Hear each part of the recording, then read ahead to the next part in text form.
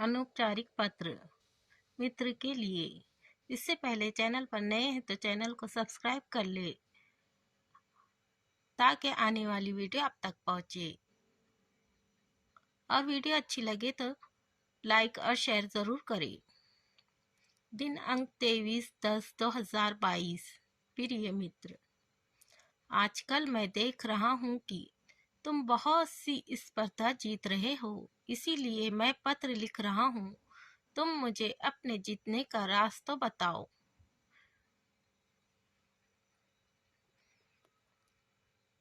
ठीक है, मैं तुम्हें अभिनंदन देता हूँ कि तुम धावक स्पर्धा भी जीत जाओगी, और एक बात मुझे तुम्हें सिखाना पड़ेगा कि मैं जीतूंगा। तुम्हारा मित्र। इस तरह से जो नाम है डालें और गांव का नाम या फिर शहर का नाम डालें। अल्लाह हाफिज।